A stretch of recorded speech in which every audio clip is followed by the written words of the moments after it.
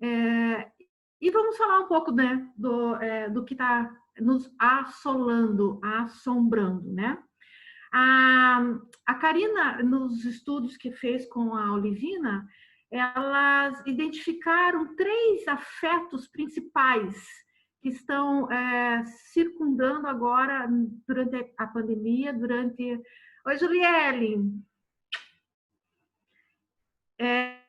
Durante o nosso tempo de isolamento, né? Ansiedade, depois medo, depois angústia, Karina? Isso, exatamente. Ansiedade, medo e angústia. Tá. Eu queria recortar isso, porque esses são 3 afetos que parecem ter o mesmo status, mas nessa esfera da angústia e da ansiedade, do medo, eles são diferentes e por motivos diferentes, tá? Então, eu queria especificar cada um deles pelo seguinte: como tem muita gente leigo, mas também tem pessoas aí, estudantes de psicologia, eu queria tratar um pouco do que está acontecendo agora na nossa realidade, como de uma maneira mais leiga, mais popular, do que a gente está sentindo, do que a gente está pensando, do que a gente está fazendo. Mas eu queria também fazer um pouco de fundamentação teórica, tá? Não, vou tentar nem fazer muita fundamentação, porque para algumas pessoas, então, isso não interessa e fica chato. Mas o psicólogo, quando fala sem fundamentação, cai num senso comum, né? O psicólogo, quando fala sem alguma linha de direcionamento teórico, fica num patamar leigo também. Então, parece que o psicólogo é muito melhor ouvindo do que falando. E é mesmo, né? Eu concordo. Eu acho que a gente tem mais que ouvir e menos que intervir nessas questões assim. Mas a gente está num tempo hoje que a sociedade está cada vez mais convocando os saberes de toda. Obrigada, estão dizendo que eu estou bonita, hein? Olha o cabelo, tamanho. Né? Eu e a Olivia vamos doar o cabelo, cortar para doar. Então, voltando então só para me justificar, eu quero falar um pouco mesmo do que acontece no nosso dia a dia, mas quero também fazer uma pequena fundamentação teórica para que a gente não fique aí só num senso comum, né? Até porque tem também gente interessada aí na psicologia, estudante de psicologia, etc. O que eu vi esses dias numa reportagem que me chamou muito a atenção foi que disseram que a pandemia ela não criou situações novas em nenhum dos países do mundo, né? Não criou uma situação nova em termos de Estado, em termos de governo, em termos de saúde, em termos de políticas públicas, tá? Ela, na verdade, ela só evidenciou o que cada país já tinha, já existia em cada país, né? Ela descortinou, ela denunciou como cada país tem os seus investimentos e o seu trato com o público, né? Também vi numa reportagem que no privado a mesma coisa, né? No sentido privado, a pandemia não criou novas situações, né? Também vi numa reportagem que para muitas pessoas está sendo muito difícil ficar em casa, ficar na família, porque é um lugar que não é acolhedor, é um lugar hostil, mas não foi por causa da pandemia. Isso não aconteceu agora, aqui agora, né? Na verdade, a família, o casamento, a casa, já vinha assim, já tinha esse estado de coisas, de situações, né? Que a pandemia só fez provocar, só fez evidenciar, né? E no subjetivo, no nosso interior, da mesma forma, né? Da mesma forma, no nosso interior, a gente já tinha medos, angústias, frustrações, e que agora estão potencializadas, né? E que agora elas estão evidenciadas, né? Bastante evidenciadas. Por exemplo, Tem pessoas, eu tenho recebido pessoas, eu estou fazendo atendimento online, e o que as pessoas vêm pedir para tratar são questões pessoais, são questões da sua história, são questões que já estão sendo vividas há anos, né? Tem, claro, situações bem específicas, bem pontuais, né? Do isolamento, da dificuldade de relacionamento, etc. Mas, em geral, o que as pessoas estão falando hoje é das suas coisas já, da sua novela familiar, da sua subjetividade, né? Inclusive, teve uma moça que eu atendi essa semana que ela disse assim: em plena pandemia, o mundo e as pessoas estão ficando menos ameaçadoras para mim. Ela é uma pessoa que se isola muito, né, do contato social, ela só tem o trabalho e ela faz o trabalho, e inclusive é uma psicóloga que trabalha com autistas, né, e o autista já tem essa característica de ter um prejuízo na relação pessoal, então se veja que o sintoma dela fica cada vez mais evidente, né? Que ela tem um trabalho em que ela não tem uma relação subjetiva e ela não tem amigos e ela não tem vida social. E quando as pessoas da família vão na casa dela, inclusive filho, nora, ela precisa limpar a casa. Ela precisa sair limpando tudo. Então, ela fica observando aonde que as pessoas colocaram a mão, aonde que elas sentaram, onde elas foram, porque ela tinha, né, uma necessidade muito grande de limpar os vestígios, né?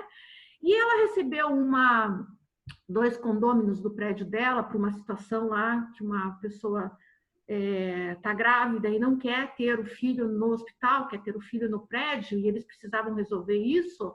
E quando eles saíram da casa dela, eu perguntei se ela tinha limpado, né? Se ela tinha feito toda a limpeza. Ela falou assim: não, esqueci.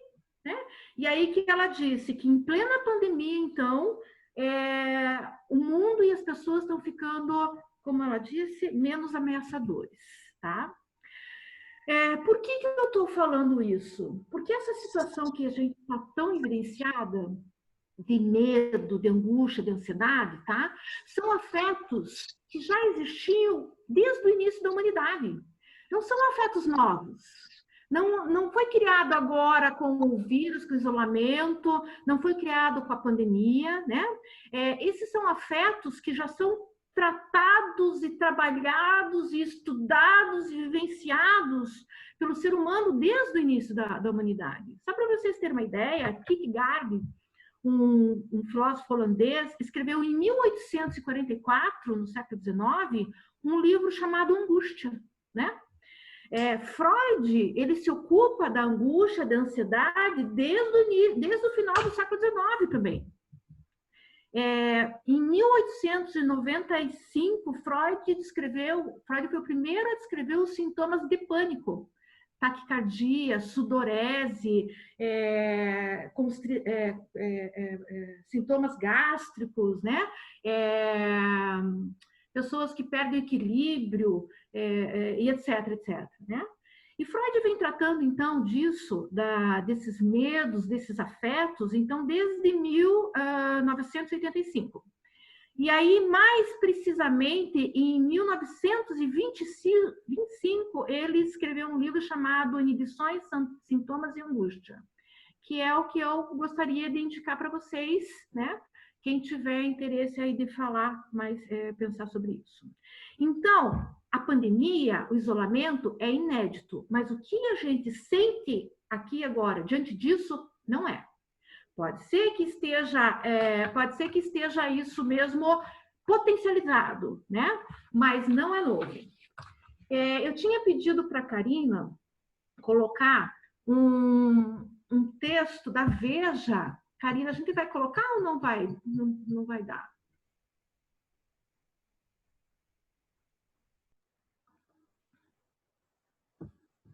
Estão vendo todos? Está aparecendo, né, eu acho. Márcia, eu estou vendo você. Faz o sinal. Está aparecendo? Wilson? Está aparecendo, prof. Tá bem. Médicos usam, aqui no Brasil, cannabis para tratar distúrbios psicológicos na pandemia. Pode baixar mais, Karina, quero ver. o que eu queria recortar além desse tratamento inédito, o que eu queria colocar para vocês é ali, ó. Pode parar um pouquinho, ó. O psicólogo Alberto Filgueiras, da Universidade do Rio de Janeiro, apontou que os casos de distúrbios psicológicos podem ter dobrado nas primeiras semanas de quarentena. Para entender como esse quadro impactou os consultórios, eles fizeram uma pesquisa com quem trabalha, com quem prescreve a cannabis medicinal. Pode baixar mais, Karina, ou subir mais, na verdade. Mais um pouco, mais. Mais um pouquinho que eu queria.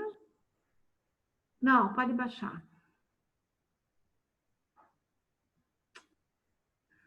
Não, Karina, pode baixar mais um pouco ainda.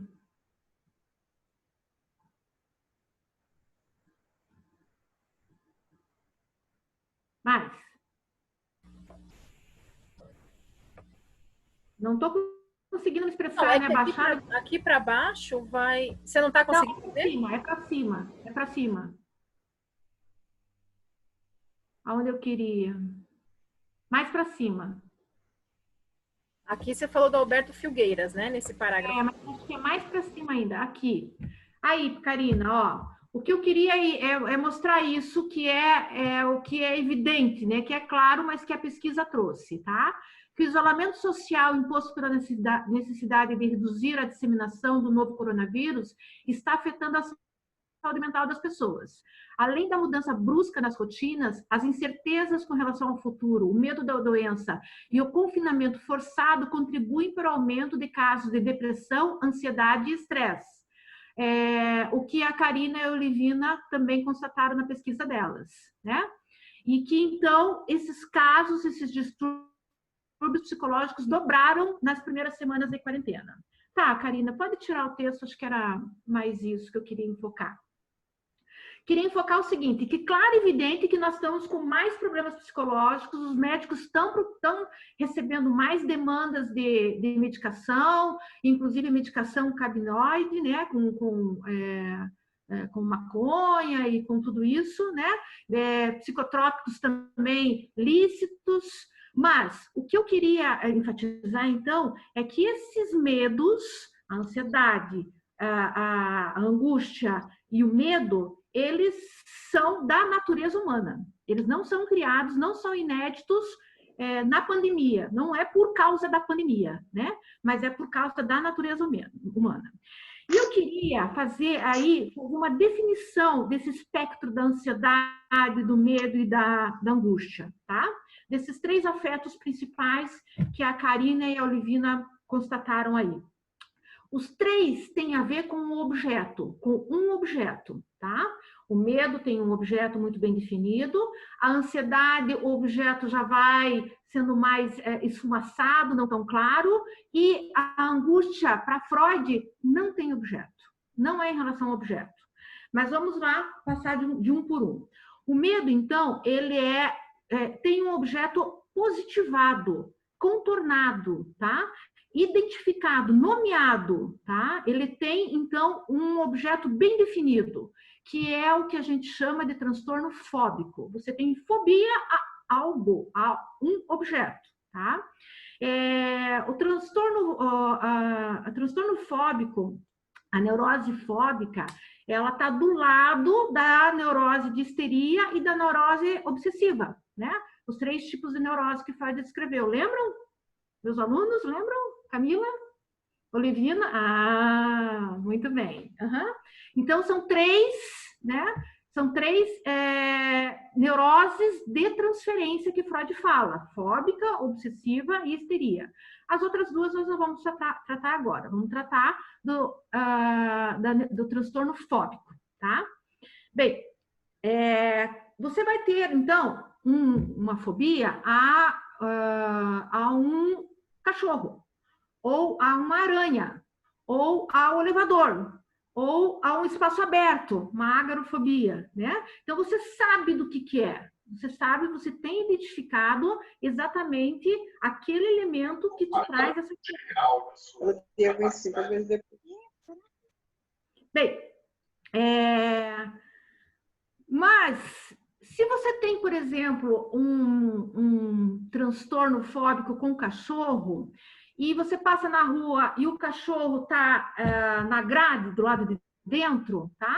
Você pode sentir todos os sintomas daquela fobia. Você pode sentir sudorese, pode sentir ansiedade, pode sentir desespero, etc. E não tem um argumento lógico que faça isso ceder. Você pode falar para a pessoa, o cachorrinho é mansinho, mas a pessoa se apavora. O cachorro está preso, mas não adianta. Não tem argumentos lógicos e racionais que façam você recuar, que façam você ceder a esse elemento, ao sintoma fóbico, né?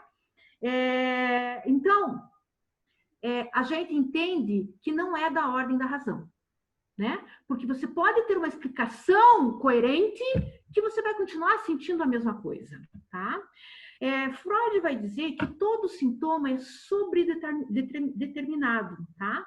Então, como o nosso psiquismo é muito rico, é muito amplo, é muito plástico, um elemento, ele pode estar representando e condensando várias outras coisas juntas ao mesmo tempo e misturadas. Então, quando você tem um medo de um cachorro, não significa que é só daquele bichinho, daquele animal. Tem outras coisas que aquele cachorro estão condensando, né? Outras coisas, o que tem por trás daquele medo, daquele bicho, daquele animal? Outras representações inconscientes que faz com que você projete, jogue tudo naquele animal, tá? Freud estudou um exemplo muito clássico, vários casos clínicos, né? E um deles é o pequeno Hans. O pequeno Hans é um menino de 5 anos que ele escreveu em 1909 que ele tinha fobia a cavalos, né? Bem, na época que o pequeno Hans, então, convivia em sociedade, o meio de transporte era por cavalos, carruagens, etc., né? E esse menino, ele fez uma fobia a cavalo que ele entrava em desespero quando via cavalo, de uma hora para outra, né? E aí começou uma série de inibições. Então, ele já não saía mais de casa, criou uma série de problemas para a família, porque o menino entrava em desespero e não conseguia sair disso. Não conseguia sair de casa, né? E no desenvolver da análise, então, foi-se identificado que o Hans, o pequeno Hans, começou a desenvolver esse sintoma quando a irmã nasceu, a Hannah, né? Exatamente quando a Hannah nasceu, ele desenvolveu esse sintoma. Ora, isso já nos dá indício, né, que alguma coisa na vida psicológica daquele menino mudou com o nascimento da irmã. A gente sabe, né, que as crianças novas não recebem muito bem seus irmãos, não, né, os irmãos pequenos. Isso é bastante claro, assim, quando vem uma criança, ganha um irmãozinho com 4, 5 anos, eles querem devolver, né? Eles querem deixar na maternidade. Eles falam para a mãe, mãe, deixa aí, deixa o bebê aí. E chora muito, né? Uns querem pôr no lixo, né? Outros querem doar. Inclusive, os pais têm aí um cuidado muito grande com os irmãos, porque os irmãos mais velhos machucam. Eles batem, eles machucam, eles sufocam as crianças, né? Então, Freud já foi percebendo que o nascimento da Hannah, da irmã, criou para aquela criança um mal-estar muito grande, né? Além da irmã, o pequeno Hans, ele tinha também uma relação de muita ambivalência com o pai. Porque o pai, ao mesmo tempo que era uma figura protetora, uma figura amorosa, né, ele também representava um empecilho na relação dele com a mãe, igual a Hannah, né? Quando a Hannah nasceu, o Hans voltou a dormir na cama dos pais, voltou a fazer xixi na calça, voltou, né? Teve toda essa regressão que muitas vezes as crianças têm. Por quê? Por ciúmes, né? Porque ele estava demonstrando que naquela relação amorosa que ele tinha tão boa, tão satisfatória com a mãe, estavam então interferindo, né? Não só a Hannah, mas como o pai também. o que acontece que na evolução da análise do Hans, Freud foi perceber que como o Hans não podia expressar essa agressividade para o pai, né, ele expressou e deslocou para o cavalo. Então, o objeto fóbico, que é tão empírico, que é tão definido, ele está condensado e deslocado de vários outros elementos psíquicos. Por isso que nenhuma explicação lógica vai nos convencer a gente a desistir que ir numa praça aberta é perigoso, né? Ir numa praça aberta é perigoso por outros motivos, que são motivos subjetivos, do inconsciente de cada um, que estão ali em jogo, ali projetado nesse objeto, né? Pois bem, passado o medo, né? Se a gente, então, definir o medo como um elemento muito específico, a ansiedade, Freud diz que tem um objeto também, mas não é tão definido. O objeto da ansiedade, ele é mais indeterminado, ele é mais esfumaçado. Às vezes, sim, às vezes você tem uma prova para fazer, ou uma conversa no Zoom, e aí você fica esperando, fica ansiosa, né? Às vezes não consegue dormir, tem insônia. Então, tem, às vezes, um elemento, um objeto, que você consegue definir claramente, né? Agora, tem alguns traços de ansiedade que te dá uma crise de ansiedade e que você não sabe bem o porquê, né? Então, a gente já vai vendo que o objeto vai desaparecendo, o objeto não é tão claro como no medo, né? E é uma crise de um desejo, uma expectativa de que algo vai acontecer, ou às vezes uma expectativa de que possa não acontecer, e isso vai criando toda uma relação de estresse, de incômodo com reações somáticas, etc, etc, né? Então, a gente não consegue evitar, é uma ânsia, uma crise, que tem, inclusive, reações físicas, como insônia, como dor de barriga, como várias tensões, etc, né? E na angústia, eu já volto a falar da ansiedade, que é o nosso ponto principal, tá? Vou agora trabalhar da angústia, depois a gente volta a falar da ansiedade. Que talvez, o que a Karina e a Divina identificaram muito bem, o que mais acontece nesse momento de isolamento de pandemia, né? E a angústia, Freud vai dizer que não há objeto, tá? A angústia é um afeto que você não sabe de onde vem do nada, de repente você fica angustiada. Uma vez eu recebi uma pessoa no consultório que falava assim, eu não sei o que eu tenho. Eu tenho tudo, eu estou bem, né? Eu tenho casamento, eu tenho trabalho, né? Eu tenho o que eu quero, mas me vem um mal-estar, uma angústia, eu não sei o que é, não sei para onde eu vou, não sei o que eu faço, né? Então, a angústia, ela não é marcada por nenhum objeto particular diferente do medo, né? Mas ela cria também uma sensação de profundo mal-estar, né? A gente não consegue dependurar o nosso afeto num objeto, mas ela cria o mal-estar, cria reação física, fisiológica, psicológica, etc. Bem, um outro pensador aí da psicanálise, que é o Jacques Lacan, ele vai dizer que a angústia não é sem objeto, tem um objeto. Só que não é um objeto empírico, claro, é o que ele chamou de objeto A, objeto de desejo. Tá?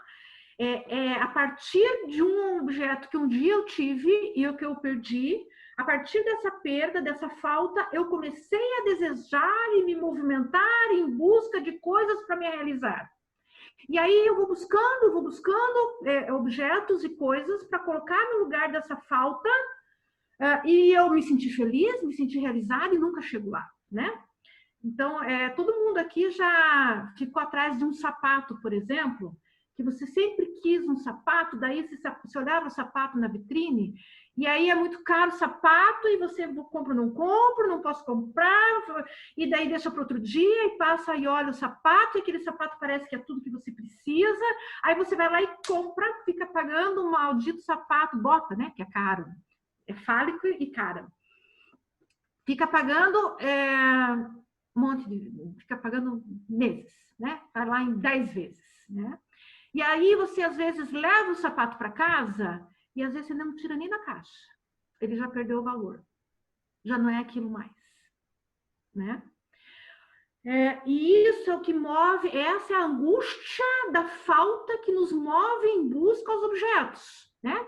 Então, você precisa fazer uma faculdade, porque você precisa fazer uma faculdade. Antes de terminar a faculdade, você já está pensando numa pós-graduação, porque sua faculdade já não vai mais bastar, você quer mais.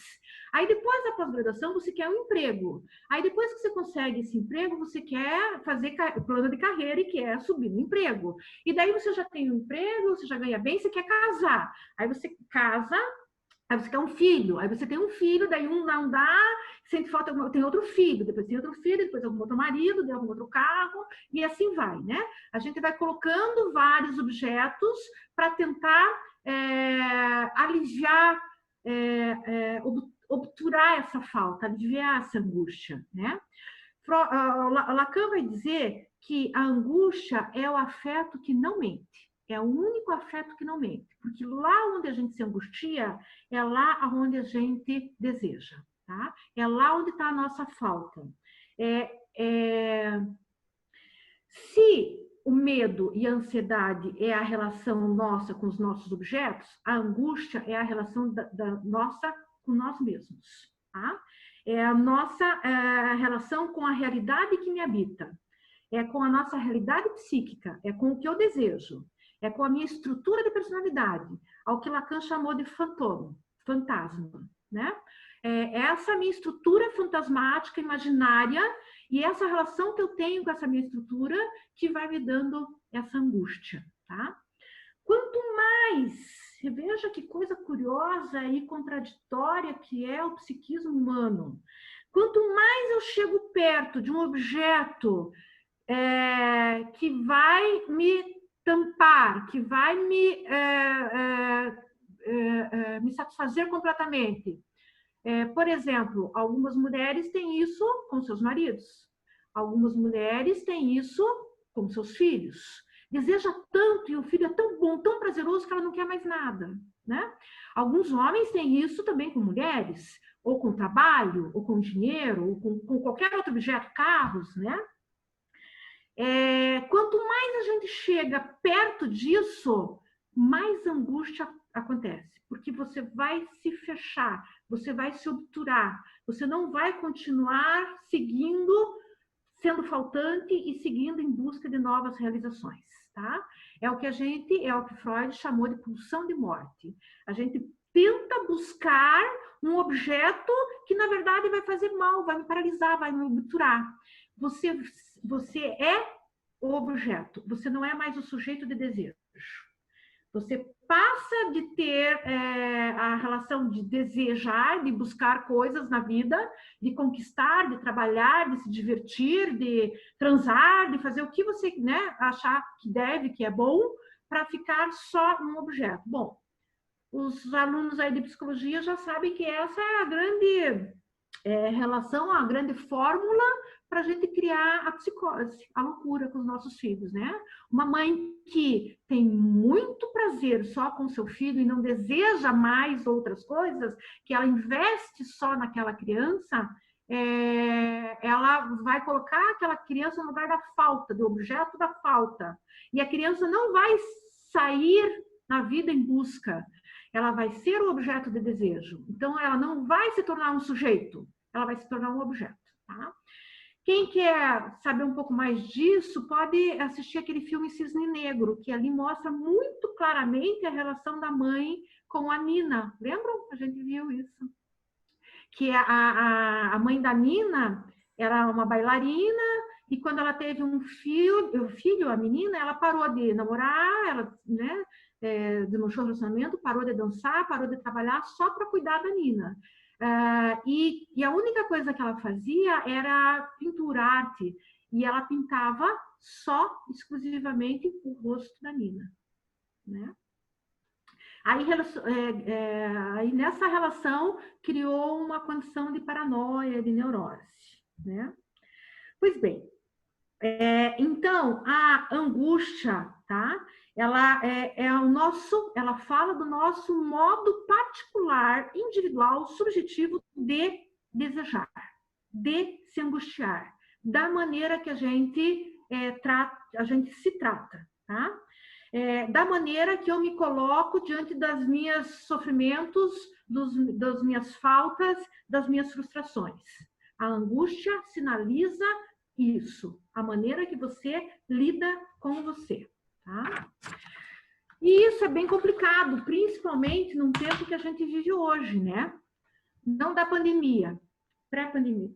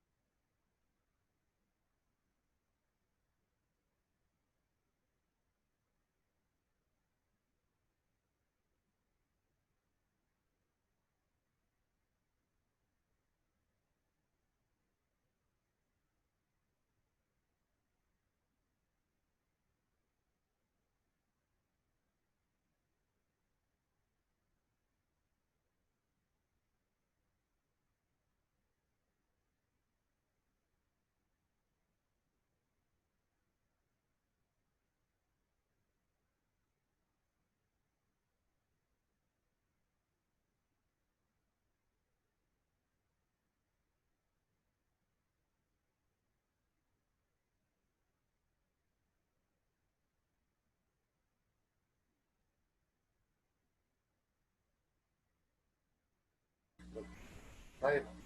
Sai da onde? Não. Não? Eu não. Prof, tu tá me ouvindo? O pessoal da sala tá te ouvindo, né? Por alguma razão, eu não estou te ouvindo. Deixa eu só ver o que aconteceu aqui. Desculpa te interromper.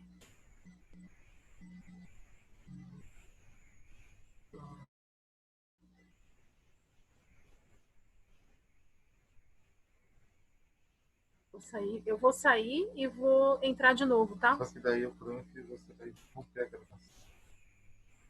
Eu preciso sair e entrar de novo pelo seguinte, eu tô gravando para depois poder compartilhar com quem não pôde estar na sala. E daí, se eu continuar com você muda, entende? Aí eu não consigo compartilhar com o pessoal. Eu não sei se você tá me ouvindo, mas eu vou sair e entrar de novo, tá? Não, não apertei, Camila, não apertei nada, guria, nem respirei. Tô aqui, não mexi em nada. Eu acho que eu vou precisar sair. Não. Eu já volto, tá? E a gravação eu clico aqui, né? Não. Que ele salva, né? Nossa, sabe por isso. Clico aqui?